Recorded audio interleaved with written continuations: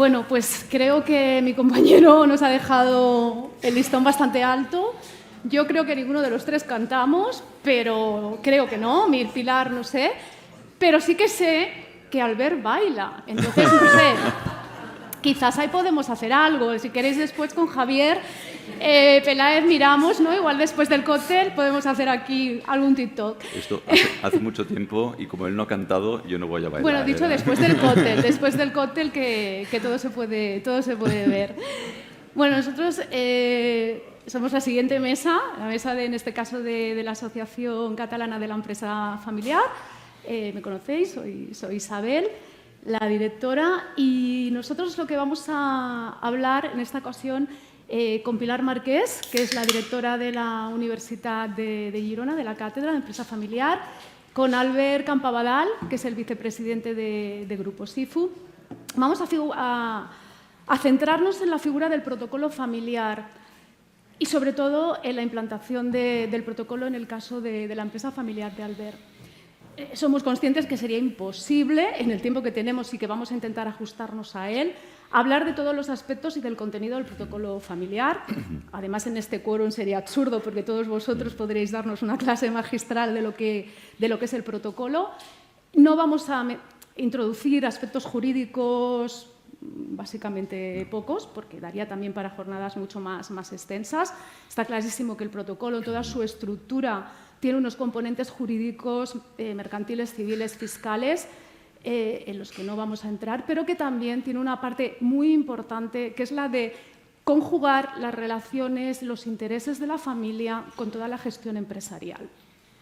Que quizás aquí es lo más difícil y es ese trabajo emocional, de conversación, que es lo que nos cuesta pues, a la mayoría de nosotros. Y es en esas cuestiones quizás donde vamos a puntualizar un poquito más. Pero antes de iniciar el diálogo, sí que deciros que desde la asociación impulsamos el uso del protocolo familiar entendido como un instrumento de buen gobierno y siendo conscientes de la importancia que tiene la buena gobernanza. También nos explicará Albert, ¿no?, cómo si desde la asociación, que no lo sé, pues tuvo algún tipo de ayuda para implementarlo. Antes de empezar el diálogo con Pilar y con Albert, vamos a pasar un pequeño vídeo, un breve, para que conozcáis mejor a Grupo SIFU. En Grupo SIFU tenemos un compromiso con las personas con discapacidad y con las empresas. Trabajamos por la plena integración, ofreciendo servicios de calidad para empresas de todos los sectores. Servicios realizados por profesionales preparados, profesionales con capacidades diferentes, profesionales comprometidos y perfectamente integrados en sus empresas. Empresas que hacen bien su trabajo y el bien con su trabajo. Empresas que, aunque no compartan el mismo negocio, sí comparten la misma filosofía. Que el factor social no está reñido con la excelencia. Que la responsabilidad social puede ser competitiva. No hay nada mejor que compartir la misma visión, los mismos valores.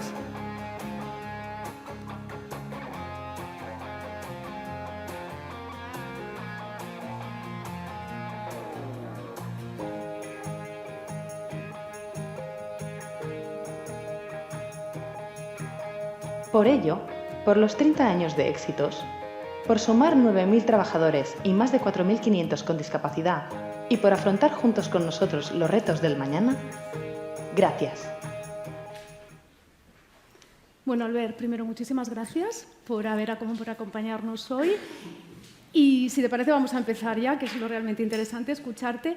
¿En qué momento os planteasteis o valorasteis la posibilidad de llevar a cabo un protocolo? Porque realmente no es fácil, ¿no? Necesitas que todas las personas involucradas pues, tengan ese mismo interés. ¿En qué momento surge? Bueno, en primer lugar, un placer estar hoy aquí. Muchísimas gracias por la invitación y espero pues, bueno, que pueda aportar mi granito de arena a la sesión, ¿no? Y antes de responderte a la pregunta, también para que podamos entender todas las respuestas o las preguntas, explicar en un minuto los 30 años de SIFU y un poco antes también, ¿de acuerdo? Porque al final si hablamos de protocolo hablamos de familia, hablamos de temas que es importante conocer. Bueno, mi padre también dejó de estudiar porque tuvo que ponerse a trabajar. Primero estuvo en el sector del automóvil, luego por una derivada acabó en el sector de las estaciones de servicio y junto con otro socio acabaron teniendo un grupo de estaciones de servicio y mi padre era el gerente, el que gestionaba el día a día de las estaciones de servicio.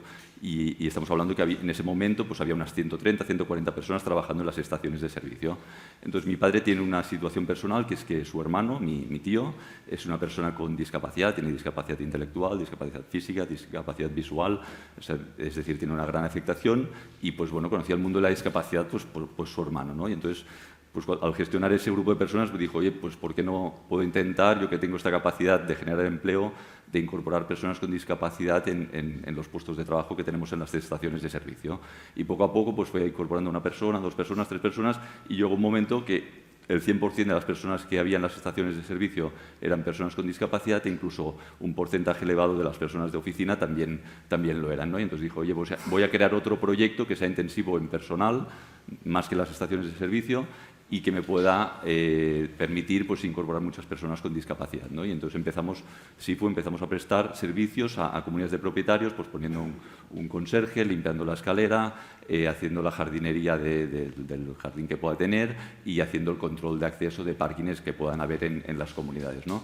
Estos servicios luego los extrapolamos a grandes empresas que se podían prestar también allí y bueno, y empezó pues hace 30 años en Barcelona, luego pues Mallorca, bueno, fuimos abriendo y estamos en toda España, tenemos 4 oficinas en Francia y una en Andorra, ¿no? Un poco para situarnos a nivel de empresa. Luego, a nivel de familia, quien empezó la empresa, pues evidentemente, como he dicho, fue mi padre. Y entonces, cuando estaba con el tema de las estaciones de servicio y SIFU empezaba a crecer, dijo, ostras, necesito a alguien que me ayude porque no llego a todo. Se incorporó una persona como gerente de SIFU, que es Cristian Rubira, que al cabo de unos años pues, se incorporó también como socio minoritario en Grupo SIFU, ¿de acuerdo? Entonces, posteriormente, yo cuando acabo los estudios también me incorporo a Grupo SIFU y posteriormente mi hermana, después de estudiar educación infantil y educación especial, estuvo unos años trabajando de profesora y al cabo de unos años ella sabía que tenía las puertas abiertas de la empresa, pues nos dice, oye, pues me gustaría formar parte del proyecto, ¿no? Y entonces, pues esto es un poco la foto para que también conozcamos ¿no? dónde estamos. Entonces, y me preguntabas, ¿no? ¿Y dónde sale esto del protocolo? ¿No? Pues al final, pues como todos, vamos a formaciones, a jornadas, y yo me acuerdo pues, que hace 10, 12 años pues, fui a una jornada de todo un día de empresa familiar y se habló mucho de empresa y se habló mucho de familia, ¿no? Entonces, cuando se habla de empresa, pues se habla de comité de dirección. Nosotros hacía muchísimos años que teníamos comité de dirección, se habla de consejo de administración, hacía muchísimos años que teníamos consejo de administración, se habla de profesionalidad, consideramos que teníamos grandes profesionales en la casa, nosotros incluso teníamos el director general que era externo a la propiedad, es decir, bueno, veía cuando yo fui a esa formación, digo, ostras, pues la parte de empresa más o menos la tenemos cubierta, vamos haciendo los deberes, ¿no? Pero entonces cuando se ponen a hablar de familia, pues hablan de protocolo familiar, digo, ostras, ¿y esto qué es? Hablan de consejo de familia, ¿y esto qué es? Hablan de asamblea familiar, tampoco no sabía lo que era. Se habla de la importancia de la comunicación en la familia. Nosotros no teníamos los mecanismos para que fluyera esa comunicación. Entonces, pues, ostras, vi claro, pues aquí hay un gap que tenemos que trabajar y cubrir, ¿no? Entonces, pues yo al siguiente consejo de administración, después de esa formación, punto del orden del día, realización de un protocolo familiar. Yo me acuerdo que llegué allí, lo expuse, entonces empezamos a hablarlo. Al final tampoco éramos tantos, porque somos mi padre, mi hermana, yo, el socio, los niños eran muy pequeños y yo lo expongo, ostras, que esto he visto, tal. Me dicen, oye, esto no, tampoco vemos que sea el momento y que tampoco es tan importante. Y eso fue el resultado de esa reunión. Por suerte, mi padre, al cabo de 1 año y pico, fue a una sesión que se lo explicaron, seguramente mucho mejor que yo y seguro. Y llegó y dijo, oye, pues esto que me dijiste un día, pues no está tan mal y puede ser que tengas razón y que valga la pena hacerlo, ¿no? Y entonces eso fue, ahora hace 8 años que tenemos el protocolo familiar, pues hace 9, 10 años que dijimos, oye, pues adelante con el protocolo familiar y nos pusimos manos a la obra. Muy bien. Pues igual como costó un poco de tener esta madurez o este convencimiento por parte de tu padre para empezar a hacer el protocolo, ¿qué otras dificultades encontrasteis en este proceso? Sí, supongo que tuvisteis algunas. Y un poco cómo conseguisteis superar pues, estas dificultades en realizar el protocolo. Yo la primera dificultad que creo que hay es, en primer lugar, para hacer un protocolo familiar, o la situación a nivel de familia está bien o es muy complicado. Es decir, un protocolo familiar no es aquello de, oye, estamos como familia mal, vamos a hacer un protocolo familiar. Yo creo que eso no sale, no funciona. Es decir, hay que hacer el protocolo familiar con tiempo, ¿no? Y no cuando creamos que entonces tocará aplicar cosas. No, entonces ya vas tarde, ¿no? Hay que hacerlo cuando a lo mejor todo aún te parece que queda un poco lejano y cuando estamos todos bien, nos entendemos todos bien y podemos hablar las cosas tranquilamente, ¿no? Entonces, esa yo creo que es una de las primeras dificultades que puedes encontrarte. Luego, yo creo que otra dificultad, otra cosa es que en el mundo de la empresa estamos todo el día hablando de empresa, de números, de ventas, de márgenes, de innovación, en nuestro caso también mucho tema social, pero estás muy acostumbrado a hablar de todos estos temas, pero no estás acostumbrado a hablar de temas de sentimiento, de qué piensas tú de esto, cómo estás, qué necesitas. O sea, hay toda una serie de temas más de familia que cuesta que entren en el mundo de la empresa. Y al contrario pasa también, es decir, y en el entorno familiar, cada uno en nuestras casas, hablamos de todo lo que hablan, lo normal que hablan todas las familias, y cómo estás, cómo va el fin de semana, qué tal aquello, cómo te encuentras, lo normal. Pero es difícil cuando no estás acostumbrado pues, a sentarte con tu hermano, con tu hermana y decirle, oye, ¿cuáles son tus responsabilidades, cuáles son tus objetivos? Y vamos a hablar de tu sueldo y del mío, ¿no? Esto es poco natural, podríamos decirlo, ¿no? La experiencia es que después de trabajarlo durante mucho tiempo, puedes hacer que acabe siendo natural, ¿no? Pero de inicio yo creo que es poco natural y es una dificultad que yo creo que nosotros teníamos en ese momento. Y luego, dificultades nos hemos encontrado muchas. Y en la realización del protocolo familiar han salido muchas cosas que al final se han tenido que ir hablando y solucionando en el sentido de que cada uno nos encontramos de una manera y nosotros nos encontramos, pues por ejemplo, lo que decía yo, pues yo he estudiado Administración y Dirección de Empresas, MBA, formaciones posteriores, tal, y desde el primer día en la empresa familiar y me encontraba pues mi hermana, educación infantil, educación especial, años en una escuela y de golpe viene aquí. Son dos situaciones totalmente diferentes que pueden llevar a malos entendidos o a situaciones de partida diferentes, ¿no? Entonces, por ejemplo, nos encontramos que una situación que tenía mi hermana es que ella se esperaba, veía mi padre fundador, todos conocemos a los fundadores que ahora tienen 70 y pico de años, que son incansables y que la empresa va dentro de ellos pues mi padre fundador, yo implicadísimo, formado y trabajando muchísimo el negocio y mi hermana pues con esta primera fase diferente, además con 5 hijos, con lo cual tampoco, es decir, mi hermana está trabajando a media jornada, su implicación es diferente, pero ella internamente, claro, me veía a mí, veía a mi padre y decía, ostras, yo aquí tengo que dar como ellos, ¿no? Y entonces, esto hasta que no nos sentamos, realizamos el protocolo familiar y nos abrimos todos en canal y decimos lo que pensamos y lo que esperábamos cada uno de nosotros, o sea, yo creo que es fundamental el saber qué espera la empresa de mí, qué esperan los familiares de mí y qué espero yo de la empresa y qué espero yo de los familiares, ¿no? Porque así estamos todos más tranquilos. El día que mi hermana entendió que ella pues buscamos la responsabilidad y se formó en temas de empresa y le buscamos la responsabilidad que está desempeñando perfectísimamente, pues ella pues a partir de ahí pues se encontró mucho mejor, mucho más tranquila, aportando mucho más y bueno, y algo que hablando se entiende la gente, pues bueno, hay que hablarlo y como decía antes, según qué temas a veces cuesta de hablar, ¿no? Un poco. Muy bien. Si hablamos un poco de datos estadísticas, de la importancia que dan las empresas familiares al protocolo, pues tenemos, por ejemplo, la encuesta del Instituto de la Empresa Familiar del 2015, que encontraba que solo el 9% de las empresas familiares tenían protocolo. En 2018 la cifra pasa al 11%. Y en la última encuesta del 2023 encuentra que para la muestra amplia de empresas, pues un 17% tienen protocolo, un 11% pues no saben, no contestan y el 72% pues dicen que no lo tienen. En cambio, para la muestra de empresas vinculadas al Instituto de la Empresa Familiar y las asociaciones, se encuentra que es el 55% de estas empresas que afirman tener protocolo. lo que es una cifra pues mucho más alta, es como 3 veces superior a la media que dijéramos de las empresas. Estos datos pues, nos permiten afirmar que la pertenencia al Instituto de la Empresa Familiar o las distintas asociaciones parece que tiene una correlación, ¿no? Que tiene un valor importante para que las empresas hagan pues, estos deberes que vosotros también descubristeis que teníais que hacer, que sentíais que teníais que hacer.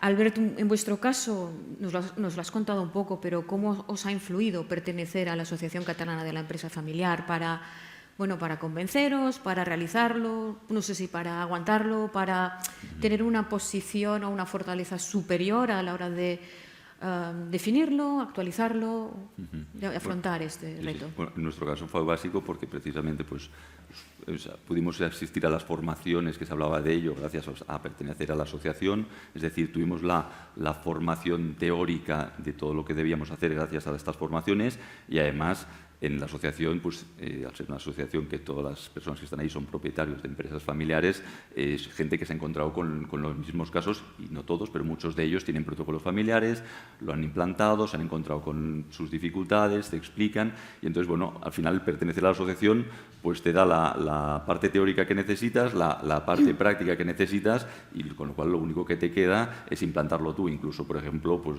con la persona que nos acompañó en el proceso de implantación de nuestro protocolo familiar, pues era una persona que había ayudado a varias empresas de la asociación, que me dijeron que había ido muy bien el proceso y pues que nosotros también pues, nos ayuda a nosotros a desarrollarlo, ¿no? Es decir, la asociación nos ayuda en todo. todo. Os ayudaba a escoger el camino y también a acompañar durante pues, este proceso, ¿no? Sí, absolutamente. Albert, volviendo un poquito a lo que comentabas antes de los periodos de reflexión y de comunicación entre los miembros de la familia, es cierto que yo creo que a todos, como comentabas, a nivel personal, no solo profesional, sino personal, evitamos esas conversaciones que en la asociación nosotros llamamos conversaciones difíciles. Pero después del proceso vuestro hasta llegar, ¿no?, a la implantación del protocolo, ¿crees que después, una vez pasado todo, os sirve, os ha servido esa comunicación, esos tiempos de diálogos? ¿Mantenéis o intentáis mantener una comunicación sobre esos temas difíciles? Sí. Yo, como explicaba, nosotros hasta que empezamos a la realización del protocolo familiar no teníamos conversaciones difíciles, ¿de acuerdo? Los temas, pues no sabíamos. Se hablaba en la cena, pues, oye, creo que estás un momento, espera, oye, pásame el pan. Entonces, no, esto no es manera de hablar las cosas. Entonces, nosotros el protocolo familiar estuvimos 1 año y medio realizándolo. Nos reuníamos, creo que era cada 3 semanas, toda la familia, con nuestro socio también externo, evidentemente. Al final es una empresa de 2 familias. Y trabajábamos pues cada 3 semanas pues una parte del protocolo, nos llevábamos deberes, lo volvíamos, entonces pues volvía a la siguiente sesión, pues lo volvíamos a desarrollar, los temas que nos quedaban, o sea, lo hemos trabajado muchísimo y durante todo este 1 año y medio, o sea, todas las conversaciones difíciles que no habíamos tenido en todos los años anteriores las tuvimos en ese 1 año y medio, es decir, para nosotros fue un proceso de hablar. O sea, bueno, al final, cuando coges el protocolo, no sabéis perfectamente todos los temas que hay, pues los tratamos todos y a lo mejor el 80-90% de los temas no los habíamos hablado nunca anteriormente, ¿no? Con lo cual, ostras, pues el poner encima de la mesa cada uno, pues cómo ve temas pero, por ejemplo, relevo generacional.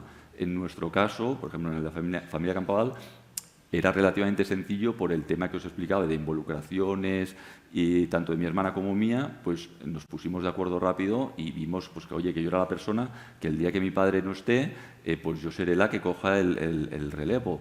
Pero imaginaros una empresa, 4 hermanos, los 4 implicados desde el primer día, exactamente igual, dándolo todo, que no hacen protocolo familiar, y un día se muere el padre. Entonces, que sales y perdonad la expresión, pero sales del tanatorio y te sientas con tus hermanos, y ahora venga, ¿ahora quién? Tú, no, yo, no, oye, mira, yo he pensado que tú, porque no sé.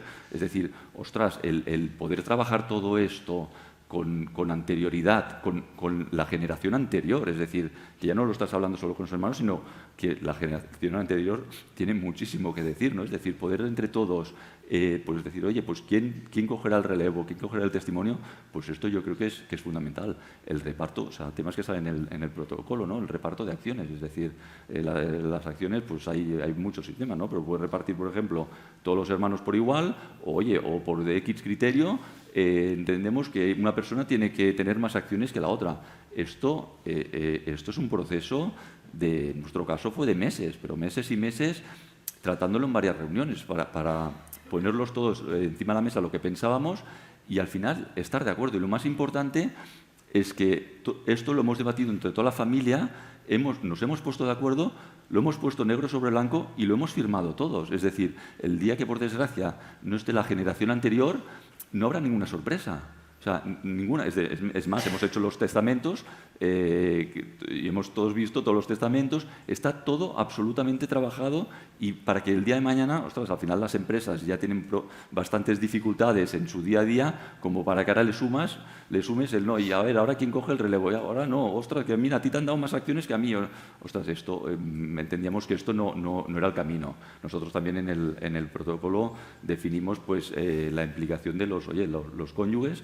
Pueden entrar en la empresa o no pueden entrar. Hay cónyuges de empresas familiares con cargos muy relevantes en las empresas. Pues oye, pues mira, nosotros pues tomamos una decisión consensuada. Oye, los hijos, las siguientes generaciones, ahora ya tenemos de la siguiente generación uno con 18, una con 16, 15, que ahora 16 ahora, y empiezan de aquí a pocos años ya sacarán la cabeza. Ya, es más, ya han hecho el de 18 y ha hecho prácticas en la empresa. Oye, pues pero claro, entre mi hermana y yo y el socio hay 10 personas de la siguiente generación. Oye, 10 son muchas, nosotros lo limitamos. En protocolo familiar está limitado y cada rama familiar ya sabe las que puede poner. Y, por ejemplo, pues mi hermana, que es la que tiene más hijos, tiene claro que la mayoría de sus hijos no van a poder trabajar en la empresa familiar. Pero eso lo sabe hoy, no cuando los niños con 25 años digan que quieren ir a trabajar. No, ya ahora que son pequeños y que luego hablaremos de asambleas familiares, ya hemos hablado de esto, ellos ya empiezan a saber, ostras, pues sí, oye, yo tengo más ganas, yo tengo menos ganas, pero todos no podemos ir, pues oye, irá no sé qué, en conversaciones de niños, pero ya está saliendo todo esto, ¿no? Entonces, el realizar el protocolo nos permitió tener todas estas conversaciones difíciles que no habíamos tenido nunca. Y tú me preguntabas, ¿y cómo ha continuado esto? Pues nosotros, a raíz del protocolo, también pues, creamos la asamblea familiar y creamos el consejo de familia. ¿Vale? Nosotros, todo lo que nos dicen, pues somos muy aplicados y pues empezamos, además cuando lo creamos, marcamos 3 veces al año consejo de familia y una asamblea familiar. Al final hemos cambiado alguna cosa, pero bueno, ya lo creamos y estamos, y desde entonces lo estamos cumpliendo. Me acabas de contestar a la siguiente pregunta que te iba a hacer, que era la de implementación de los órganos de gobierno de la familia. Un poquito, me lo has contestado un poquito, porque te iba a preguntar, es verdad que el protocolo favorece la implementación de los órganos de gobierno familiares, como el Consejo de Familia o la Asamblea Familiar, que no es obligatorio, por supuesto, hay empresas, familias que tienen su Consejo de Familia sin tener protocolo, pero la pregunta era esa, ¿no? En vuestro caso, ¿fue la base para pensar en crear estos órganos? Fue absolutamente la base y yo creo que ha sido un cambio muy importante. Es decir, al final nosotros hay familiares que no están involucrados en el día a día y en el Consejo Familiar, que empezamos haciendo 3 al año y ahora hacemos 2 al año, al final son reuniones muy ejecutivas en las cuales hay un orden del día pues, y hablamos desde temas futuros a planes estratégicos, presupuestos, nuevos proyectos, internacionalización, hablamos de cosas futuras y también, evidentemente, de cosas pasadas, de, oye, cómo hemos cerrado el año, cómo ha ido esto, que el proyecto que empezamos, pues al final es una manera, el Consejo de Familia es una manera muy buena de que toda la familia, los que están en la empresa en el día a día, que esos ya tienen la información de primera mano, pero los que no están en la empresa en el día a día, que o son o serán socios de la empresa, pues tengamos una información y puedan opinar y se puedan, y al final se habla de nivel de endeudamiento, de muchas cosas que son muy importantes y en las cuales todos hemos de ir a la una. Incluso nosotros también, una cosa que hacemos, por ejemplo, en el Consejo de Familia es invitamos mucho a directivos de la empresa. Al director general viene muchas veces, o incluso si hay temas más específicos de alguna área, pues viene el directivo responsable de aquella área para que nos lo explique y lo explique a las personas de la familia que no están en el día a día directamente, pues esos temas importantes, ¿no? Y en cuanto a la asamblea familiar, que hacemos una al año, yo diría que es mucho más lúdico. Al final el objetivo, yo diría que primero es que haya buena conexión y que nos conozcamos mucho entre todos. Esto al final las capas de arriba ya nos conocemos, con lo cual el objetivo primero es pues para estos 10 niños que decíamos que vienen detrás, pues que al final sí que es verdad que mis 2 hijas con sus 5 primos se ven muchísimo, pero con los 3 hijos del socio no.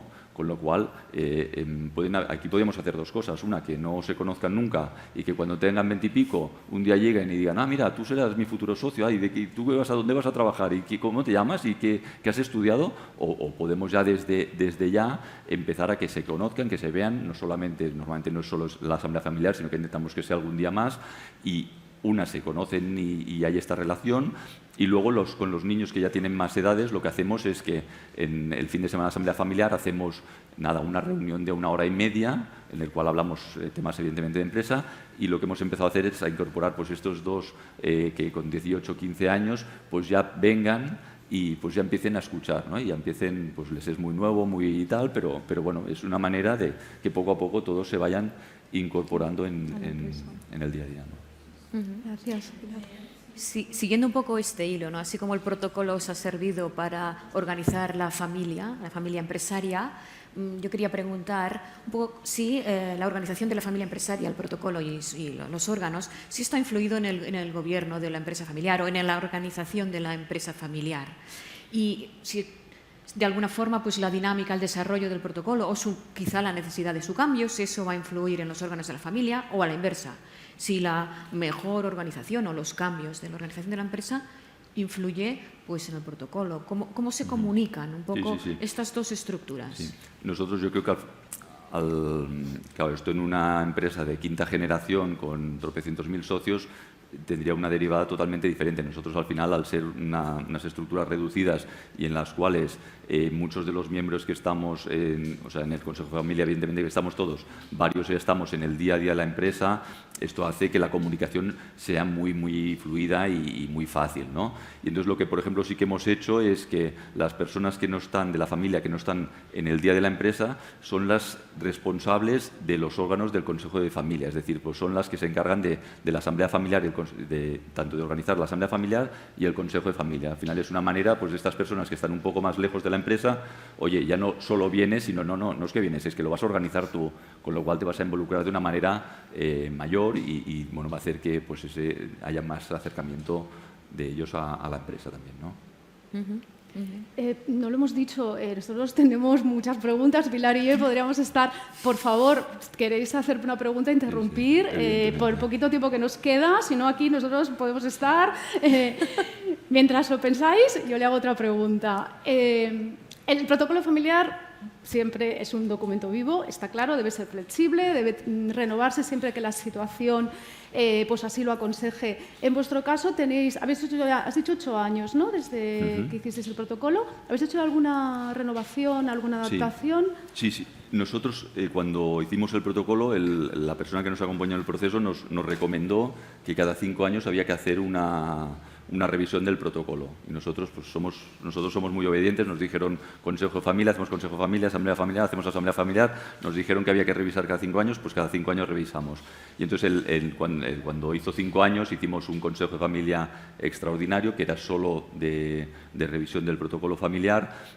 Y lo que hicimos, pues bueno, cada uno hizo una lectura exhaustiva y pues propuso si quería que había de haber algún cambio. No salió mucha cosa, porque la verdad es que no salió mucha cosa, pero sí que es verdad pues que pues ya había empezado a hacer prácticas el hijo mayor del socio, y vimos que en el tema de las prácticas que habíamos, tal y como lo habíamos definido en el protocolo, pues había que hacer algunos cambios, porque cuando lo pusimos a la práctica no era lo más práctico posible.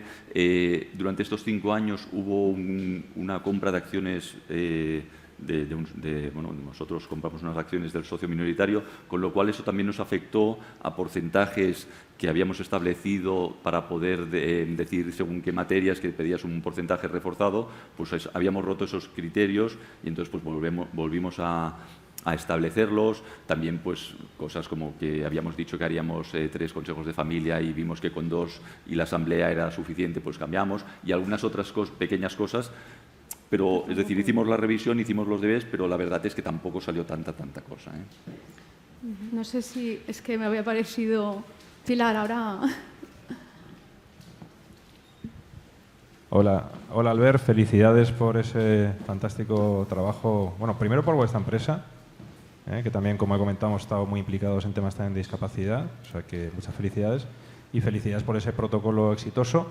Yo te quería preguntar, que yo, bueno, como profesional que me dedico también a eso ahora, Veo un reto ahí muy grande con el tema de ese socio, digamos, que no es de la familia, ¿no? En la sede de un protocolo familiar que siempre lo enfocamos con una reunión de la familia, en la que efectivamente, como tú dices, se abordan temáticas delicadas, en las que tienes casi que desnudarte, contar realmente cómo te sientes, incluso hay mucha lágrima muchas veces. ¿Cómo se vive eso de compartirlo con alguien que no es de la familia? Por mucho que tenga buen feeling, porque a lo mejor tú tienes mucho, pero tu hermana no tiene ninguna relación, o yo qué sé, o cualquier otro familiar, ¿no? Bueno, las felicidades son mutuas, por todo lo que hemos conocido antes. Sí, totalmente de acuerdo. Mira, yo creo que la realidad es que Cristian Rovira empezó a trabajar con mi padre muy joven, ¿vale? O sea, no había acabado ni la carrera, ¿de acuerdo? Además, su padre es socio de mi padre con algún tema de estaciones de servicio, con lo cual ya nos conocíamos mucho.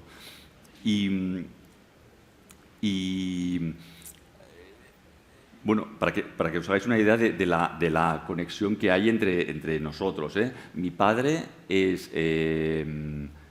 cuando nace, es el padrino de uno de los hijos de Cristian. Es decir, Cristian se ha desarrollado empresarialmente siempre al lado de mi padre, ha sido como su mentor, lo tiene como su mentor, ¿no?